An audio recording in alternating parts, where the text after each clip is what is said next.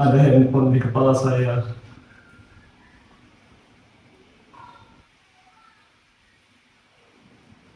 Setiap malam, setiap kali mencoba membuka buku-buku itu, setiap kali mencoba kursus membaca, tiba-tiba terdengar suaranya. Ini terjadi semenjak ayah membuat peraturan baru di rumah ini yang melarang handphone di malam hari dan harus menyerahkan benda pujian itu pada ayah. Maka saya akan duduk di bangku itu menghadapi buku yang bisu dan tak asik itu sampai saya tertidur.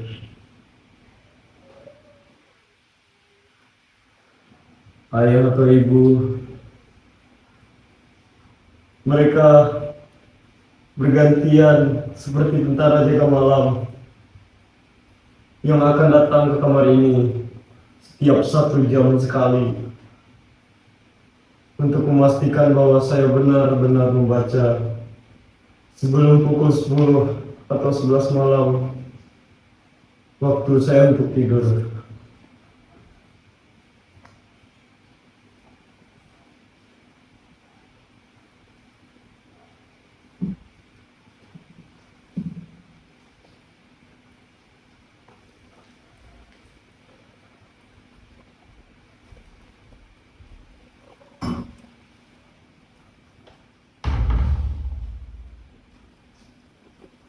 Pintu ini tak boleh saya kunci sebelum jadwal tidur tiba. Ini peraturan kedua. Sebentar lagi, sekitar 10 atau 15 menit lagi, salah satu dari mereka akan patroli, akan datang ke kamar ini.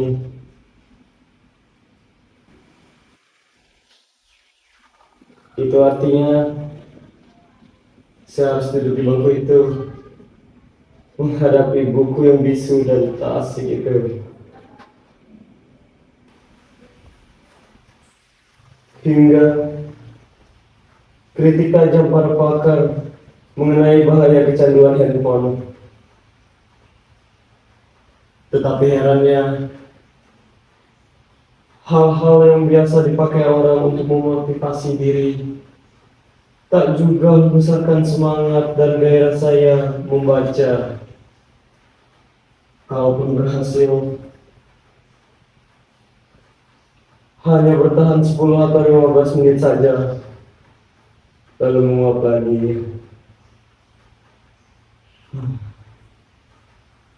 Sedangkan kritik tajam para pakar itu tak juga mengurangi kerinduan saya untuk selalu bersama dan dekat dengan handphone.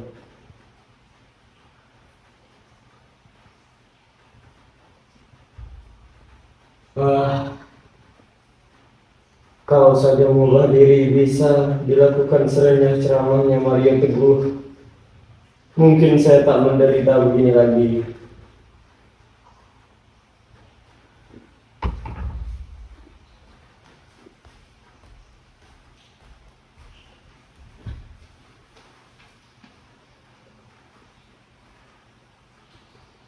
Apa saudara-saudara yakin saya menderita? Apa tak terlihat beban derita di wajah saya ini, di sorot mata saya ini, di getar suara saya, di seluruh tubuh saya ini? Ini bukan acting seperti dalam pertunjukan monolog anak-anak SMA itu loh. Ini real, nyata. Saya memang sedang menderita. Bahkan kalau penderitaan saya ini saya tuangkan ke dalam puisi, saya kira saudara-saudara tak akan kuat membacanya tanpa menitikkan air mata. Tak percaya, saudara-saudara tak percaya bahwa sekarang ini saya sedang dibuli sepi dan dikepung sedih. Sekarang saya bertanya, siapakah di antara hadirin yang mau dan mampu berpisah dengan apa yang telah menjadi bagian dari diri sendiri tanpa merasa teraniaya hampa? Tidak adakah yang mampu? Begitu juga saya. Sebuah handphone bukan lagi sekedar benda biasa. Ia adalah salah satu bagian terpenting dari diri saya, bahkan hidup kita. Bayangkan, sejak kecil dia sudah bersama kita, menjadi teman dikala semua orang yang tak punya waktu luang atau malas meladani kita. Ini masih kanak-kanak dan belum bernilai benar.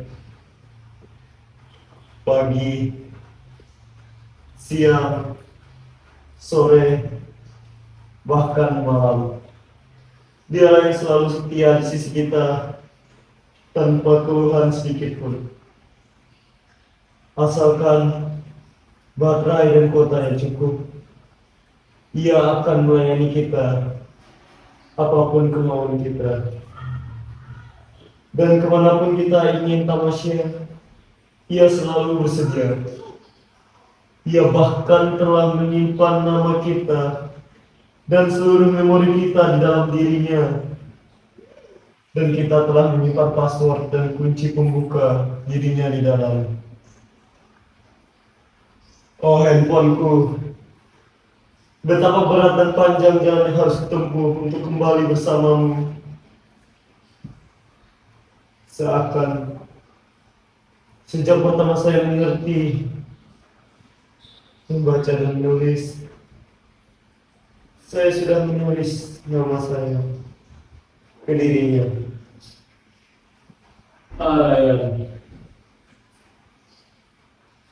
Saya memang sempat berganti-ganti partner dari satu handphone ke handphone yang lain. Tapi apapun jenisnya, sikap mereka tetap sama, setia menemani dan melayani. Tak pernah berkurang sedikit pun. Bahkan semakin istimewa dan semakin besar kemampuan mereka melayani kita. Coba bandingkan kesetiaan dan konsisten mereka dengan kita. Berganti partner, berganti pula sikap dan kebiasaannya. Apalagi pergantian pimpinan, bisa semakin baik atau malah semakin anjlok mutunya. Maaf, saya agak melantur. Maklumlah, orang kalau lagi terkam, sepi dan rindu, suka melayang kemana-mana pikirannya. Jadi bagaimana sekarang? Sudah cukup jelas bahwa saya menderita. Saya menderita bukan karena berpisah dengan dirinya saja, tetapi karena saya dihadapkan pada dua keadaan secara bersamaan. Di satu sisi saya tahu ayah dan ibu bertujuan baik. Dia ingin saya punya prestasi dan maju dalam studi.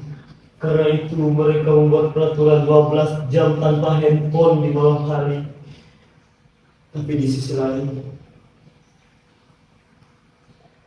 seluruh diri saya, kesadaran saya, jiwa saya sudah terbiasa hidup sejak kecil. Bahkan dengan dia ada di sisi saya, bahkan sebelum ada peraturan seperti itu, saya terbiasa tidur di raba di dada saya atau persis di sisi saya. Tak mudah lagi bagi saya melewati hari meski sesaat tanpa dia.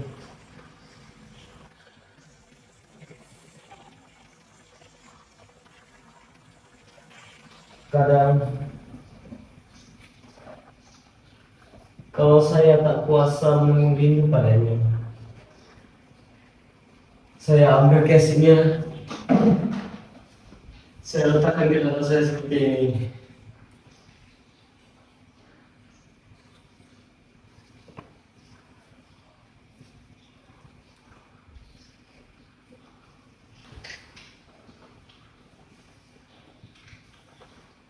Kadang saya terkenang pula saat-saat dramatis sekali. Ketika ia menjadi lemah dan kritis, dan saya dengan panik mencari tempat untuk menambah energinya.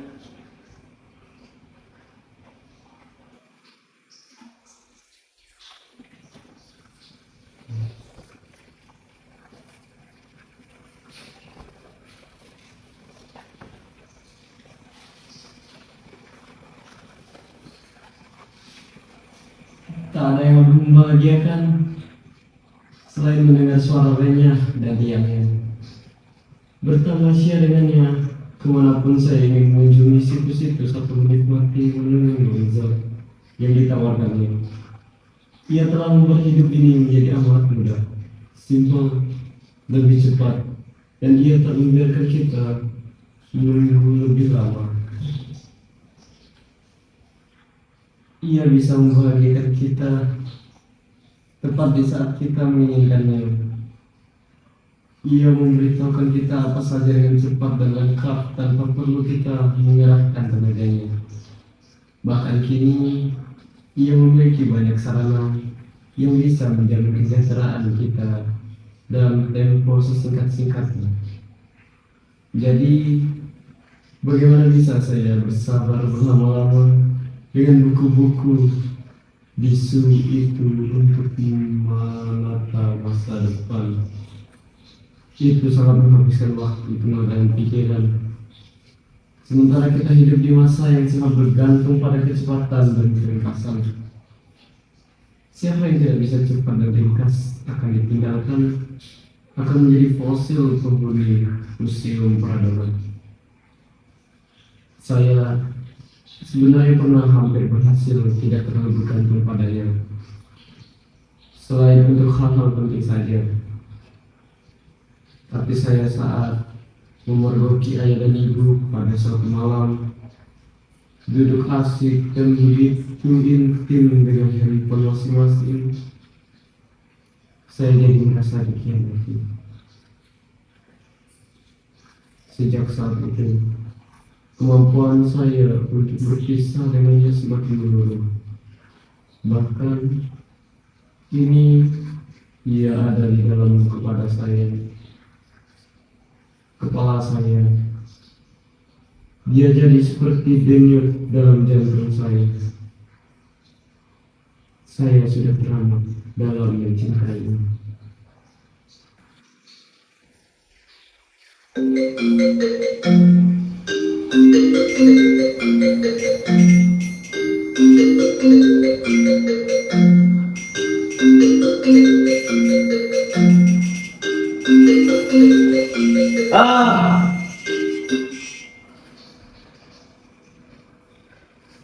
Betapa berat dan panjang jalan yang harus ditempuh, tapi beginilah untuk mendapatkan kelahiranku kembali.